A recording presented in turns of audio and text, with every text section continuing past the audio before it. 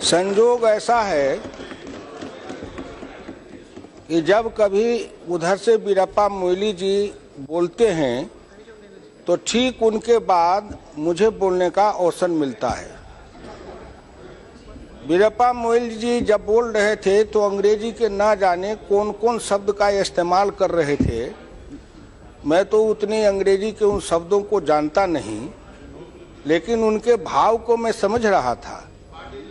आखिर वीरप्पा मोइली जी, आप भी ओबीसी समाज के हैं और मैं भी ओबीसी समाज का हूं। का दुख जाने दुखिया, का दुख जाने दुखिया माए। हिंदुस्तान में दो हिंदुस्तान है। एक हिंदुस्तान है गांव का हिंदुस्तान भारत, और दूसरा हिंदुस्तान है जिसको कहते हैं इंडिया। वीरप्पा मोइली जी, आप इंडिया से बोल रहे थे और मैं भारत से बोलता हूं।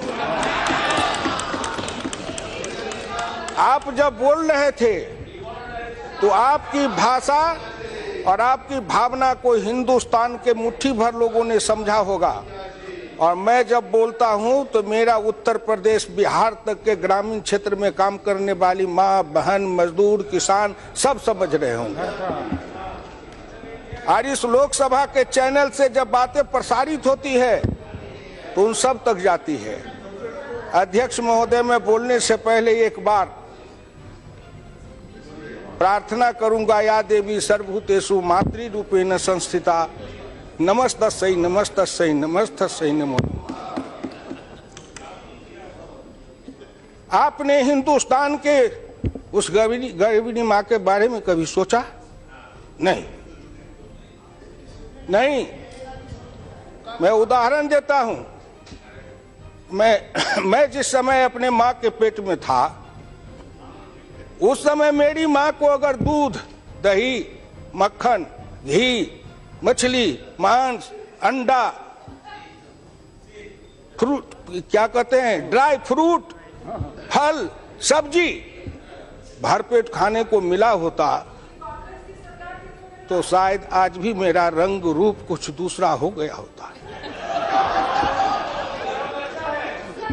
लेकिन चूंकि मैं उस मां के पेट से जन्म लेके आया हूं, जिसको भरपेट, जब मैं मां के पेट में था तो भरपेट भोजन नहीं मिला, आधे पेट खा के सोती थी, और कभी कभी मां के पेट में भी मुझे भूखा रहना पड़ता था।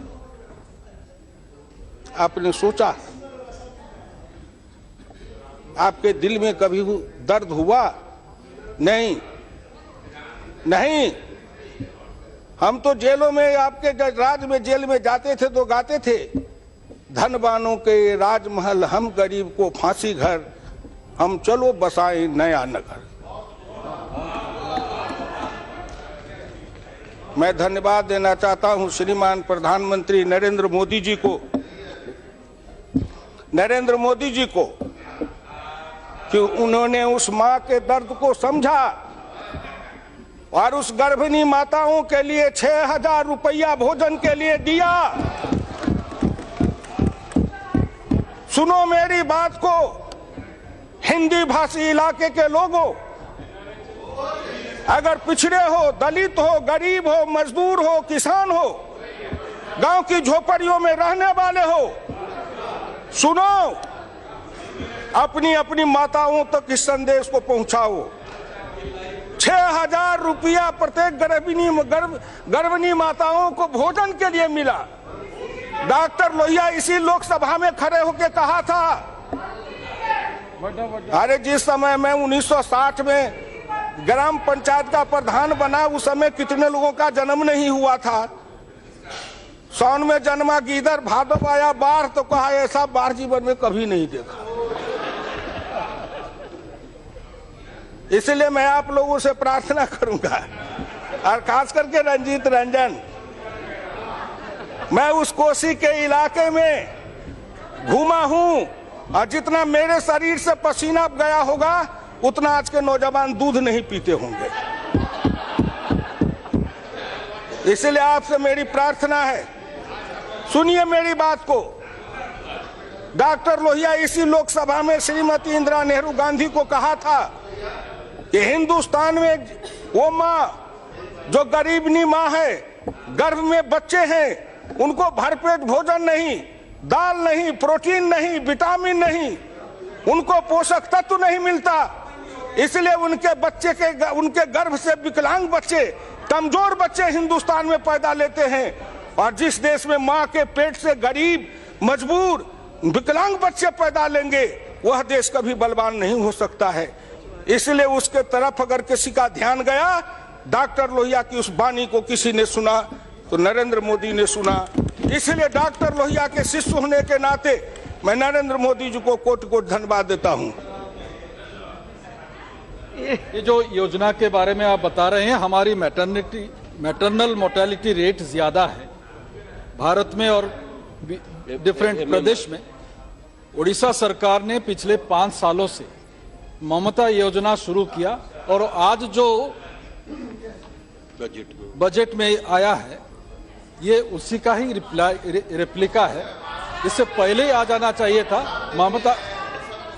ममता योजना is for 5 years after the delivery of the child. ये योजना NHA में नहीं था, दिस इज आफ्टर। सुनिए तो लीजिए, ठीक है, पैदा होना चाहिए। For 5 years Odisha government has been doing it as Mamata योजना। Give it a name. जब आप तो नाम आप बोलेंगे तो सुनाएंगे। जरूरी है, हमारे देश में सब सहारन कंट्रीज का मैटरनल मोर्टेलिटी रेट से भी कम है, इसलिए उसको ऊपर उठाना है, इसलिए ये जरूरी था।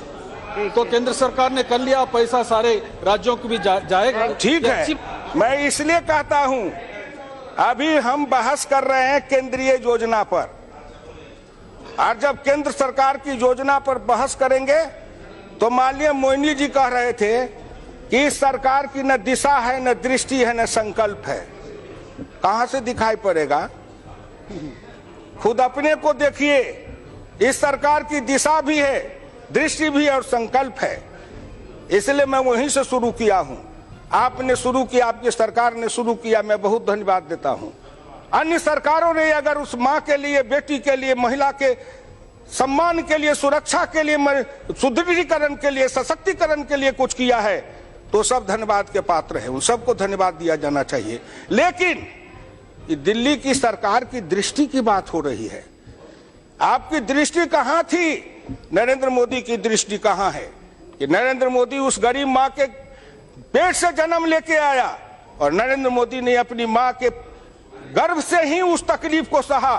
इसलिए अब जब प्रधानमंत्री बना तो सबसे पहले कहा, हिंदुस्तान के उन माताओं को सशक्त करो, सबल करो, सुदृढ़ करो, मजबूत करो, आर्थिक मानसिक हालत में उनको मजबूत करो, जिससे उनके गर्भ से बच्चे पैदा ले, वो स्वस्थ बच्चे पैदा ले, शारीरिक दृष्टिकोण से, मानसिक दृष्टिकोण से। और जब मानसिक दृष्टिकोण से, शारीरिक दृष्टिकोण से, बौद्धिक दृष्टिकोण से सबल और सक्षम बच्चे को पैदा करेंगे तो वही सीमा पर जाके लड़ेगा। और किसान का बेटा सीमा पर लड़ता है, सबसे ज्यादा मरता है, लेकिन उसके मां को सबसे कम खाना मिलता था।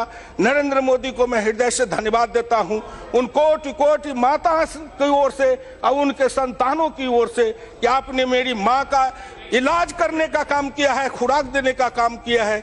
इसलिए कोटि कोटि धन्यवाद के आप पात्र हो। फिर आपसे मैं आगे की ओर जाऊंगा। आपने कहा दिशा, दृष्टि, संकल्प।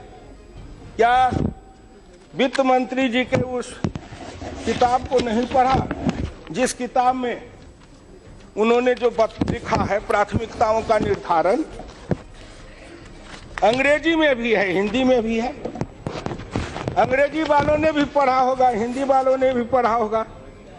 मैं इस व्यापक एजेंडा को आगे बढ़ाने के लिए अपने बजट प्रस्तावों को 10 विशिष्ट स्तंभों के अंतर्गत रखने का प्रस्ताव करता हूं, जिनमें निम्नलिखित शामिल है।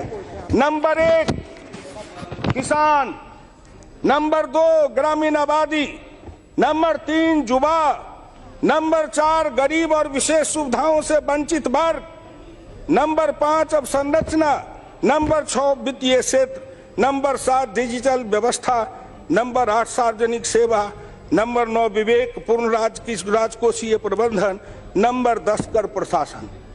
1 नंबर पर कृषि, दूसरे नंबर पर ग्रामीण विकास, तीसरे नंबर पर युवा, बाकी हिंदुस्तान तो इसी में समा जाता है। गांव, गरीब, मजदूर, किसान मिलके बनाए हिंदुस्तान। आपके बजट की प्राथमिकता क्या थी? गांधी जी ने दर्शन दिया था। गांधी दर्शन है नंबर 1 कृषि, नंबर 2 कुटीर उद्योग, छोटे उद्योग, नंबर 3 है बड़े उद्योग। सरदार पटेल के मरने के बाद आपने उस प्राथमिकता को बदल दिया। फिर मैं नरेंद्र मोदी जी को धन्यवाद देना चाहता हूं कि सरदार पटेल के उस दृष्टि को और गांधी की उस दृष्टि को फिर वित्त मंत्री जी ने लाके शुरू किया है कि नंबर 1 पर कृषि, नंबर 2 पर ग्रामीण विकास, और गांव, किसान सबसे ज्यादा पिछड़ा रहा, उसका कल्याण करने के लिए योजना में जोड़ दिया गया है। इसलिए इस भारत सरकार को धन्यवाद। वहां देखिए आप लोगों की दृष्टि कहीं पर निगाहें, कहीं पर निशाना, बात किसी की कर रहे हैं और गीत किसी का गा रहे हैं। अरे गीत गाइएगा, जिसकी गीत है उसके लिए गाइएगा तो सुनने में मजा आएगा ना। आप तो सुना रहे थे, इसलिए आपसे मेरी विनम्र प्रार्थना है कि इस पर आप सुनिए। अध्यक्ष महोदय, सभापति महोदया, ये हमको लंबी लंबी बात सुनाते हैं। ये विषमता किसके समय में आई? मैं किसान हूं। हमारा जो 51 में 71.9% किसान था, 2001 में 45.1 हो गया, 26.8% किसान कम हो गया। कृषि मजदूर 28.1 था 51 में, 2011 में 54.9 हुआ, 26.08% बढ़ गया। एक तरफ किसान अगर कमता है तो खुशी होती है कि वह खेती से हट के कहीं दूसरे रोजगार में गया होगा, बाबू बना होगा, महल में गया होगा, कुर्सी पर बैठा होगा। लेकिन जब दूसरे तरफ देखता हूं तो 26.8% खेतिहर मजदूर बढ़ा। इसका मतलब जो किसान था उसको आपने खेतिहर मजदूर बनाया, जो खेती करने वाला था वो मजदूर बन गया। गांव में रहने वाला 26.8 था, वो घटते घटते गांव के अंदर से कम हो गया। 82.7 से 68.8, 14% कम हुआ। सोचा कि गांव का आदमी कम हुआ है, शहर में गया होगा, अच्छी दुकान बनाया होगा, कारखाना बनाया होगा, बाबू बनाया होगा। और जब दिल्ली में आए, रिक्शा चलाते, ठेला चलाते, फुटपाथ पर सोते, पेड़ के नीचे सोते। सबसे ज्यादा पूर्वी उत्तर प्रदेश और बिहार के जो नौजवान आते हैं दिल्ली में रोजगार खोजने, वो आए थे किसान का बेटा बन के, किसी भी जाति का हो। यहाँ रिक्शा चलाता है, ठेला चलाता है, मजदूरी करता है, फुटपाथ पर सोता है, पेड़ के नीचे रहता है। एक पेड़ के नीचे जन्मता है, पलता है, बढ़ता है, शादी होती है, दूसरे पेड़ के छाया के नीचे शादी होती है। कोई बड़े लोग हैं हनीमून मनाने के लिए स्विट्जरलैंड जाते हैं, और वो बेचारे अपना हनीमून उसी पेड़ के छाये के नीचे बनाते हैं। सड़क पर गाड़ी घोड़ा चलता है, गरीब का बच्चा हनीमून बनाता है। आपने कभी सोचा? आपने कभी उनके बारे में सोचा? क्यों नहीं सोचा? इसलिए कि आप जिस वर्ग से आए थे, वो वर्ग चरित्र ऐसा था, क्लास कैरेक्टर आपका ऐसा था कि आपने उसके लिए नहीं सोचा। नरेंद्र मोदी जिस वर्ग से आए हैं, इनका क्लास कैरेक्टर वैसा है, इसलिए उस वर्ग की ओर चिंतन करते हैं। ये तो दो भारत का संघर्ष है। मैं धन्यवाद देना चाहूंगा नरेंद्र मोदी जी को कि उन्होंने भारत में एक नए विचारधारा के साथ युद्ध को आमंत्रित किया है। न जाने युद्ध का परिणाम क्या होगा, लेकिन एक बात समझ लीजिए, युद्ध का परिणाम निकलेगा, अच्छा निकलेगा, क्योंकि गांव, गरीब, मजदूर, किसान ये सब अब जग गया है। और हिंदुस्तान के 85% लोग श्री नरेंद्र मोदी जी के पीछे खड़े हैं, और हिंदुस्तान के 15% लोग हैं, उनके बीच में युद्ध छिड़ा है, क्या आया है, और इसका निराकरण होगा। इसलिए आपसे मेरी विनम्र प्रार्थना है, इस पर सोचिए। हम कहते जाएंगे लेकिन आप तो सोचेंगे नहीं। आपने कहा उस दिन मल्लिकार्जुन जी बोल रहे थे तो लघु किसान सीमान की बात कर रहे थे। लघु किसान सीमांत किसान 2090-91 में सीमांत किसानों का प्रतिशत था 59.4%, जो घट करके वो किसान 90-91 में, और सीमांत किसान का था 18.8। सीमांत किसान 2010-11 में हो गए 59% से बढ़ के 64-65%, और लघु किसान हो गए 18% से बढ़कर 18.52%। ये सीमांत लघु किसान जितने सीमांत किसान थे वो छोटे लघु सीमांत किसान बन गए। तो 2 हेक्टेयर 5 हेक्टेयर जमीन वाले 1 हेक्टेयर आधा हेक्टेयर जमीन के किसान बन गए। इसको किसने इस स्थिति में रहने के लिए मजबूर किया था? इसलिए कम से कम आपसे प्रार्थना करता हूं कि आप इसको सोचिए, ठंडे दिल से सोचिए। हाँ साहब, मल्लिकार्जुन साहब, या आप तो जिस पार्टी से आए हैं, हाँ कहिए। मैं आपके भाषण में बड़े गंभीरता के साथ सुनता हूं हमेशा, क्योंकि आप एक सोशलिस्ट पार्टी के बैकग्राउंड से आए हैं। पैदाइश से तो कांग्रेस से हुई, लेकिन लोहिया जी पहले कांग्रेस में थे, उसके बाद में सोशलिस्ट बने, वो उनके साथ वो जुड़े हुए थे। अब क्या हो गया है, अब बाल्यावस्था में कांग्रेस थे, जो गृहस्थाश्रम में सोशलिस्ट में रहे, अब संन्यास आश्रम आ गया बीजेपी के साथ है, तो बात और है। लेकिन बात यह है कि क्या आप ये जो लैंड रिफॉर्म्स लाके सबको, जो टेनेंट्स को जो बांटे गए जमीन है या सरप्लस जमीन जो बांटी गई है, उस सबको क्या है अब कंसोलिडेट करना चाहते हैं? क्या उनके लिए छोटे जो किसान हैं उनके लिए कुछ मदद करना चाहते हैं? मैं उसको कंसोलिडेट नहीं करना चाहता, लेकिन मैं उसको फ्रैगमेंटेड भी नहीं करना चाहता।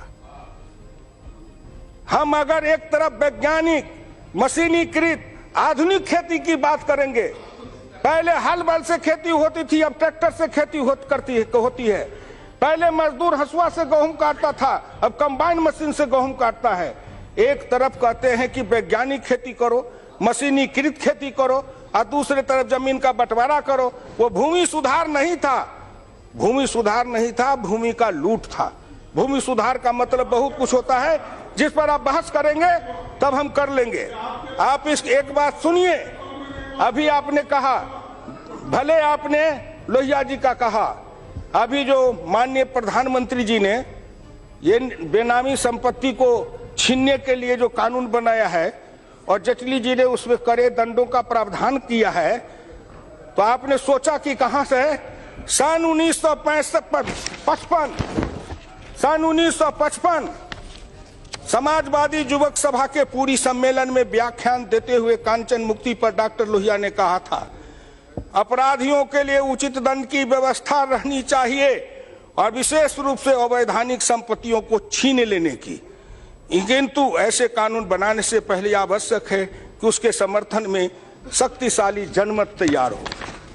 नरेंद्र मोदी जी ने जनमत तैयार करने के लिए कई योजनाएं चलाई है कि जिससे वो समता समाज को लाने का काम कर सके और समता समाज भारत में आ सके।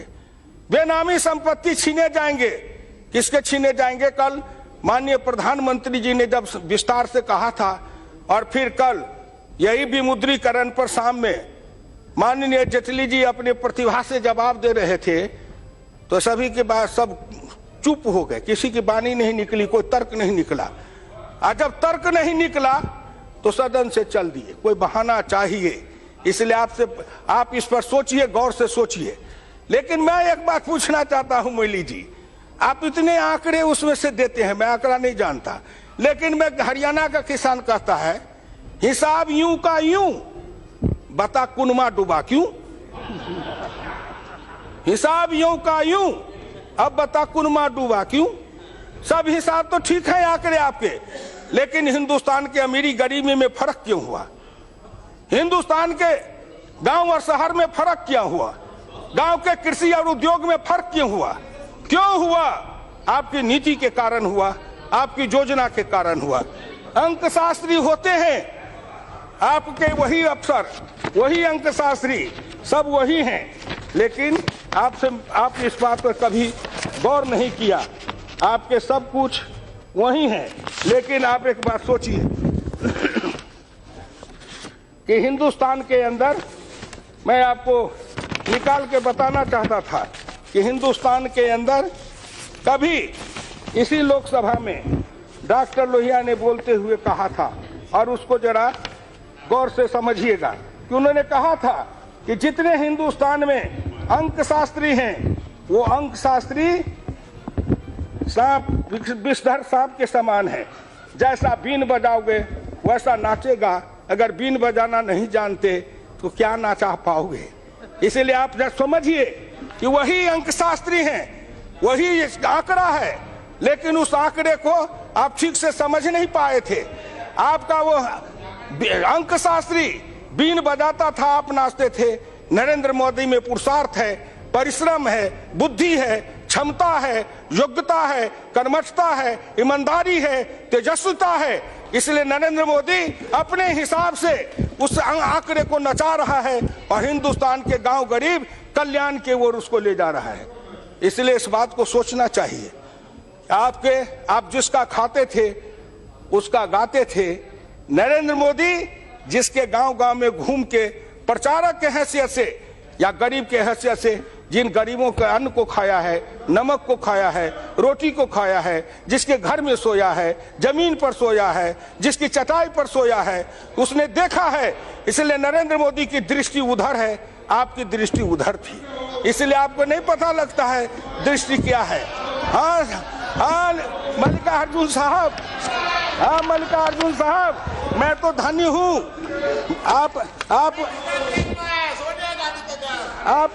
आप तो मैं धन्य हूँ इसलिए कि मैं जिस संस्कार में पला हूँ, डॉक्टर लोहिया के संस्कार में पला। मैं 1950 का संघ का स्वयंसेवक हूँ, ये भी मैं गर्व के साथ कहता हूँ। मेरे उम्र के स्वयंसेवक अब बिहार में एक माननीय कैलाशपति मिश्र जी थे, अजय शंकर जी के पिताजी थे, जो मुझसे सीनियर थे, नहीं तो मुझसे ज्यादा पुराना स्वयंसेवक बिहार में दूसरा नहीं है। मैं 1950 का स्वयंसेवक रहा, समाजवादी आंदोलन में रहा, लेकिन मेरे गुरु ने सिखाया कि कठपुतली के जैसे नाचना मत। आप जिस जमात में रहे हो उस जमात में पिछड़ों को, दलितों को नेता बनाया गया, लेकिन उनको कठपुतली के जैसे नचाया गया। उनके स्वाभिमान की रक्षा नहीं हुई, उनको कभी नेता बनने नहीं दिया, उनको नेता नहीं बनने दिया। मैं जिस निर्भीकता के साथ अपनी पार्टी के तरफ से बोल रहा हूं, क्या आप उस निर्भीकता के साथ बोल सकते हैं? नहीं बोल सकते। Please look at the chair. Yes madam, आपसे मैं प्रार्थना करता हूं।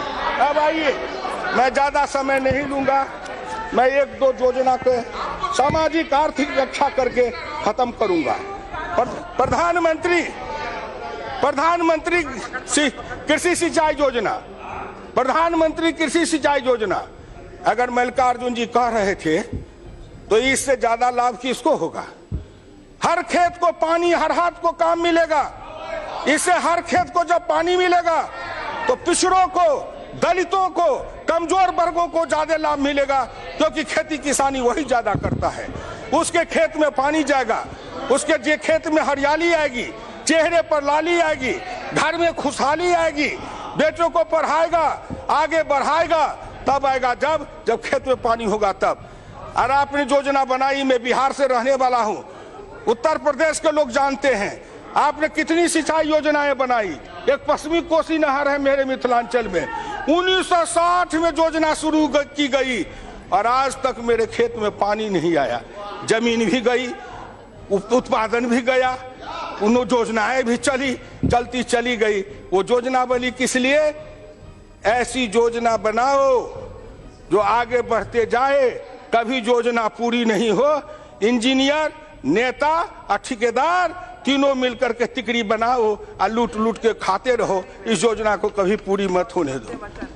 क्यों 60 ईस्वी से योजना चलाए पश्चिमी कोसी नहर, आज तक पूरी नहीं। उत्तर प्रदेश की सिंचाई योजनाएं क्यों पूरी नहीं हुई? इसके लिए कौन जिम्मेदार है? प्रधानमंत्री ने संकल्प लिया है, राज्य सरकारों का सहयोग मिलेगा तो हर खेत को पानी मिलेगा, हर हाथ को काम मिलेगा, चेहरे पर लाली आएगी, घर घर में खुशहाली आएगी।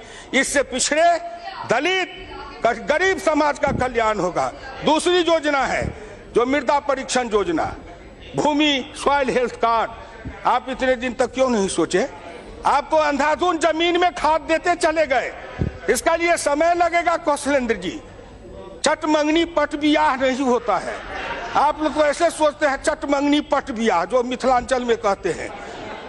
हिंदुस्तान के अंदर यह 12 करोड़ हेक्टेयर जमीन है, उसमें मृदा परीक्षण का काम कोई आसान नहीं है। यह युद्ध स्तर पर इसके लिए कृषि विज्ञान केंद्रों को लैब दिया गया है, उसमें टेस्टिंग मशीन दिया गया है कि उससे जमीन की मिट्टी की जांच होगी और मिट्टी के स्वास्थ्य की जांच होगी, उसमें कौन चीज कमी है, यूरिया कम है, नाइट्रोजन कम है, फास्फोरस कम है, पोटास कम है, जिंक कम है, सल्फेट कम है, क्या कम है, ये जांच करने के बाद और किसान उसके हिसाब से उसमें डालेगा। अब मेरा बच्चा मेरे जैसा अनपढ़ गंवार नहीं है। अब मेरा पोता मुझसे ज्यादा होशियार है, क्योंकि कंप्यूटर से नेट से निकाल कर सब कुछ को देखता है। आधुनिक खेती करेगा जब उसके हाथ में ये सब मिलेगा तो मृदा वाला काम उसी तरह है। उसी तरह लघु सीमांत किसानों को ऋण का आपसे मैं प्रार्थना करूं कि ग्रामीण गल्ला गोदाम की योजना अटल बिहारी वाजपेयी ने शुरू की थी। हमसे तो हिसाब मांगते हैं, आप 10 बरस में हिसाब दीजिए ना कितना ग्रामीण गल्ला गोदाम बनाए। इस योजना को ठप कर दिए।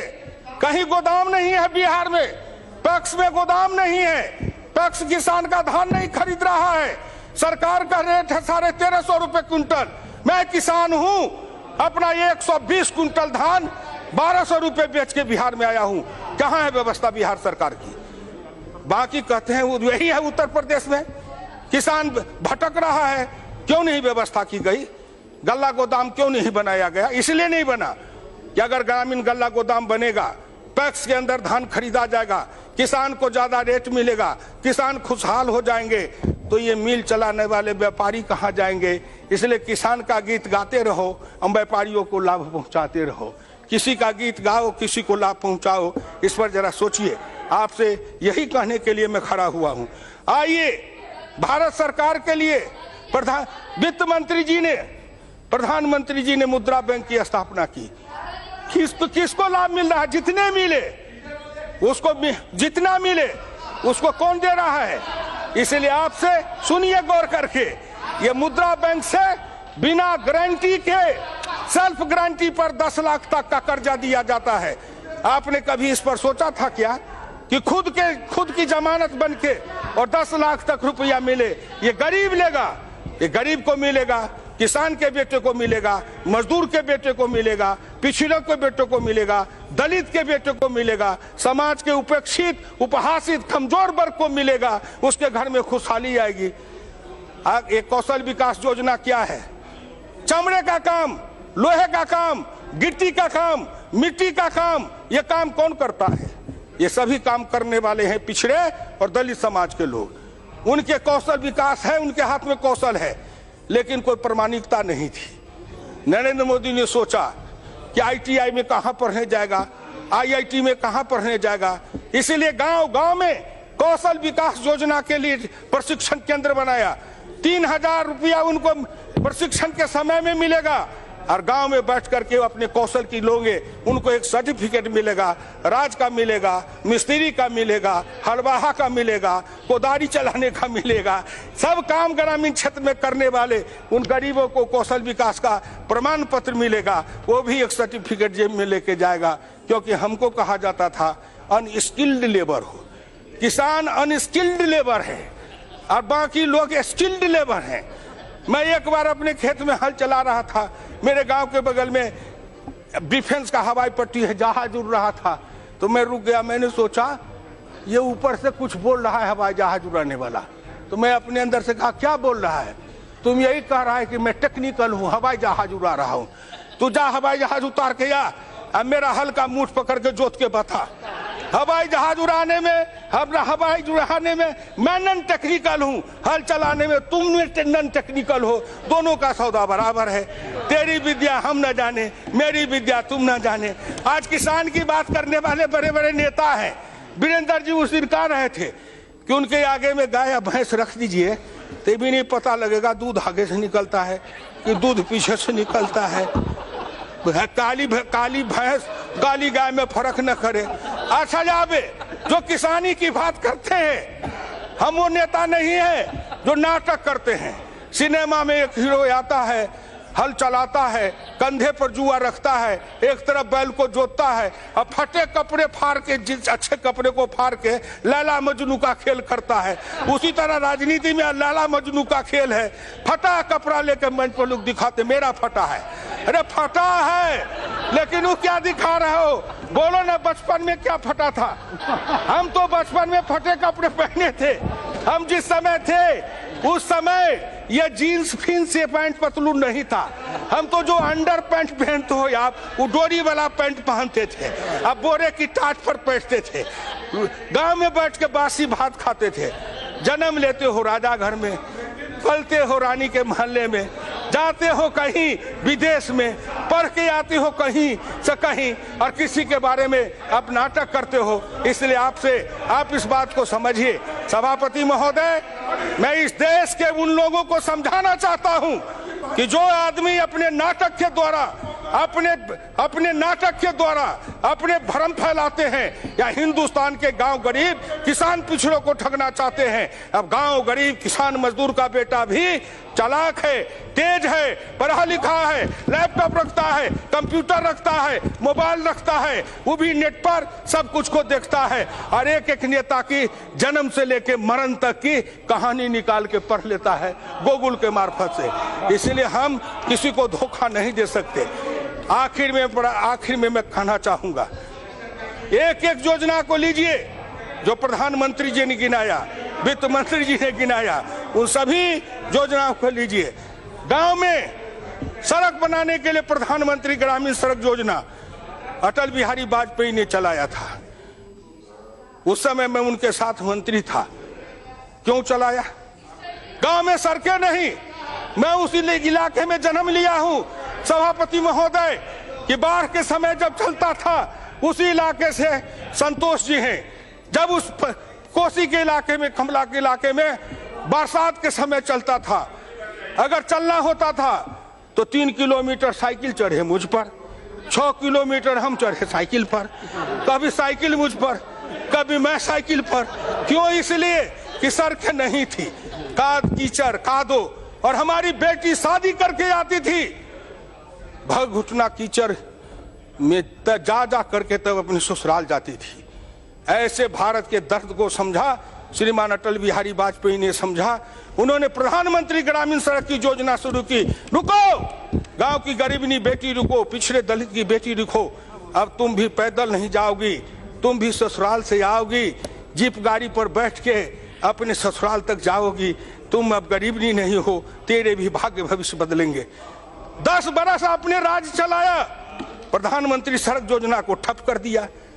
पैसा नहीं है, राज्य सरकारें पैसा मांग रही हैं, बहाना बनाते हैं। ऐसा किया कि 3 बरस की योजना को 1 साल में चालू किया कि थोड़ा थोड़ा ईंट धर दो, कहीं का ईंटा कहीं का रोड़ा, भानुमती ने कुनबा जोड़ा, शिलान्यास कर दो, ईंटें डाल दो, सड़क बनेगी नहीं, गांव को कहेंगे, लोग को एक वोट इसी पर लड़ेंगे। लेकिन गांव के लोग इतने मूर्ख थोड़े हैं। भाई नरेंद्र मोदी जी प्रधानमंत्री ग्रामीण सड़क योजना के लिए 27,000 करोड़ रुपया जो दे रहे हैं, और कितना किलोमीटर से अब 113 की 115 किलोमीटर रोज प्रधानमंत्री ग्रामीण सड़क योजना का लक्ष्य रखा है। इससे गांव बदलेगा, गांव में सड़कें जाएगी, गांव की गलियां पक्की होगी। आपने मनरेगा चलाया, मैं कहता हूं सारे पैसे से लेके हमारे गांव की गलियों को पक्कीकरण कर देते, ग्रामीण सड़कों को पक्कीकरण कर देते, हमारे ट्रैक्टर चलाने का रास्ता देते, हमारे मशीन चलाने का रास्ता देते, हमारे मोटरसाइकिल चलाने का रास्ता देते, गांव में गाड़ी जाने का रास्ता बनाते, गांव का कायाकल्प और कल्याण हो जाता। सड़क सबसे ज्यादा रोजगार और सबसे ज्यादा विकास का साधन है। आपका ध्यान उस ओर क्यों नहीं गया? बात करने से नहीं, काम करके दिखाओ। नरेंद्र मोदी बात में नहीं, काम पर विश्वास रखते हैं। इसीलिए आपसे मैं कहना चाहता हूं कि जरा इन बातों पर गौर से सोचिए। कहते हैं कि हुआ क्यों नहीं? बताइए साहब, 60 वर्ष तक, 60 साल तक आप, 2 साल, 2.25 साल तक की सरकार, 60 बरस में आपने किया नहीं। कहते इतने दिन में करके दिखाओ। कबीरदास जी ने कहा, धीरे धीरे रे मना धीरे सब कुछ होए, माली सींचे 100 घड़ा ऋतु आए फल होए। जब योजनाएं चली हैं तो उसमें समय लगेगा, दीर्घकालीन योजना है, कोई 10 वर्ष में, कोई 20 वर्ष में उसका परिणाम निकलेगा। राष्ट्र निर्माण एक बात है और अपना घर निर्माण, परिवार निर्माण, अपने संतान का निर्माण एक अलग बात है। दोनों की दृष्टि अलग है और दोनों की दिशा अलग होती है। आप जब देखते हैं तो हमारे को क्या देखते हैं? मोइली साहब, आप अपने को देखिए, हमारे ओर मत देखिए, अपनी अपनी ओर देखिए। दोस्त पराये देख करी चला हसंत हसंत, अपने याद न याबहीं जिनका आदि न अंत। दूसरे का दोस्त देखते देखते हंसते हंसते मत चलिए, अपने की गठरी खोलिए, उसमें अपने को झांकिए। आखिर आपने क्या किया जो आप 400 से ऊपर सीट वाले या 44 पर आ गए?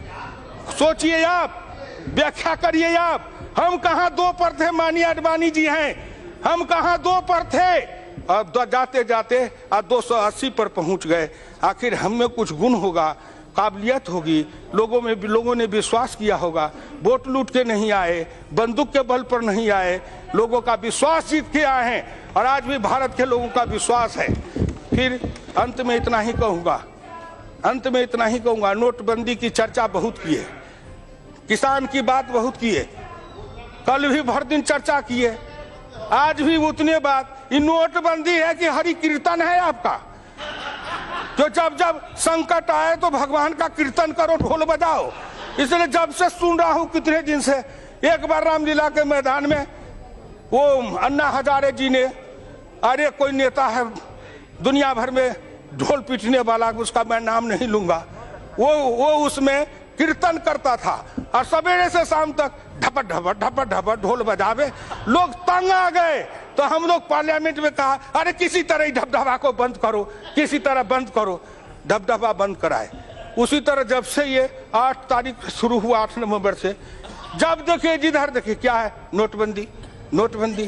किसान को, गरीब को, मजदूर को, किसान को, गरीब को, मजदूर को। हम तो किसान हैं।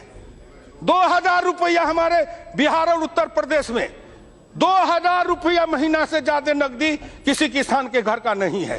चावल अपना, दाल अपनी, गेहूं अपना, सब्जी अपनी, दूध अपना, दही अपना। हमारे पास पैसा लेके क्या करेंगे? पैसा कूट के खाएंगे। हमको तो 2000 में महीना चलता है। 4000 रुपया का बदली आया कि बदल लो, किसी तरह बचा के 4000, 2000, 5000 रुपया घर में रखे थे, एक दिन में बदल के ले आए और 3 महीना 4 महीना तक घर में 6 महीना तक खर्चा चलाए। कलेजा फटता है उनका जो 5 स्टार होटल में जाते थे, राजा रानी रहते थे। उस सूट का किराया एक दिन का 1 लाख 1.5 लाख। एक होटल में मैं गया तो कहा यहाँ एक सूट है, उसका 5 लाख एक रात का किराया है। मैंने कहा चल भैया थोड़ा दिखा दे कि उसमें क्या है। मैं गया तो मैं पूछा इसमें रहने वाला मरता है कि नहीं? तो कहा मरता तो सब है। हम कहा जब इसमें भी मरना है तो इसी में आके कहा मरेंगे? इतने बड़े घर में भगवान भी डर जाएंगे। इसीलिए उस झोपड़ी में रहने वाली की बात करिए। आप उनकी बात करते हैं जो पैसा खर्चते नहीं हैं, पैसा को फूकते हैं। आप उनकी बात करते हैं जो पैसा खर्च नहीं करते हैं, पैसा को उड़ाते हैं, पैसे को लुटाते हैं। एक बार इसी सदन में चर्चा हुई, इतने पैसे उतने पैसे चर्चा में आई। एक मेरे साथी, संजोग से मैं नाम नहीं कहूंगा, वो बड़े हैं, एक दिन उनके पास गए तो वो बोतल निकाल के पीने लगे। हमने कहा कौन शरबत है? तो उन्होंने कहा बिलायती है, विदेशी। हम कहा विदेश में भी शरबत बनता है, इसकी कितनी कीमत है? तो 45,000।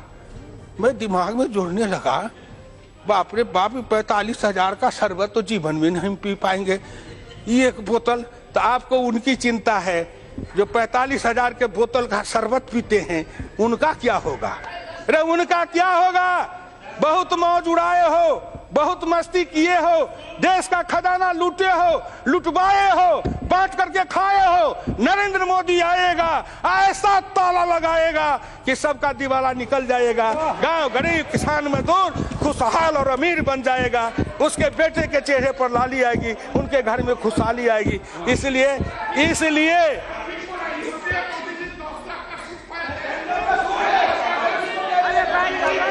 ठीक बात है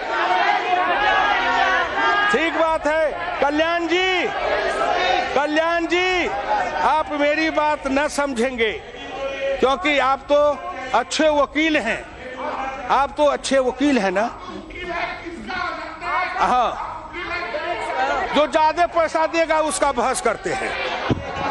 आप वकील हैं उसके, जो ज्यादा फीस देगा उसकी बहस करेंगे, कागज भी न पूछेंगे उसने क्राइम किया है कि नहीं किया है, बहस कर देंगे।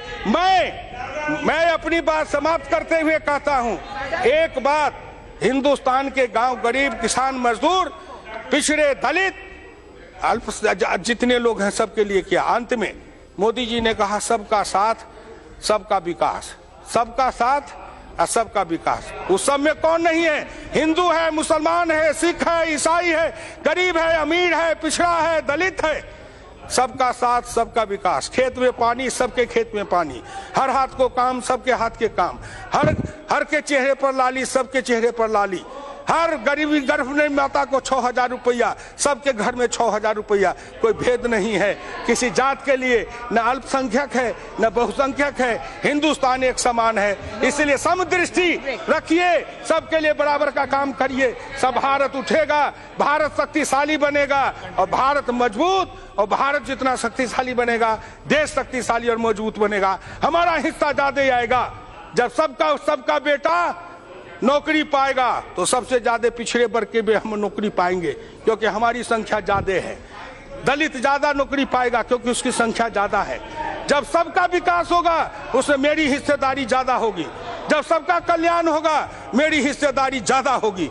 इसलिए उस दृष्टिकोण से हम सोचते हैं तो नरेंद्र मोदी जी की योजना ने हिंदुस्तान में आर्थिक परिवर्तन, सामाजिक परिवर्तन, राजनीतिक परिवर्तन, सांस्कृतिक परिवर्तन और धार्मिक परिवर्तन, ये सब की ओर जो आगे बढ़ रहे हैं, इसी से हिंदुस्तान का कल्याण होने वाला है। इसीलिए मैं इस बजट का समर्थन करता हूं, ईश्वर से प्रार्थना करता हूं कि हे ईश्वर नरेंद्र मोदी की रक्षा करिए। अगर कोई संकट आवे तो हम लोगों पर थोड़ा थोड़ा बांट दीजिए, लेकिन नरेंद्र मोदी के ऊपर कोई संकट नहीं आवे। वो गांव गरीब किसान का नयन का तारा है, हृदय का दिल का धड़कन है, उसकी रक्षा आप करना जिससे वो आगे कुछ करके दिखाएंगे। धन्यवाद।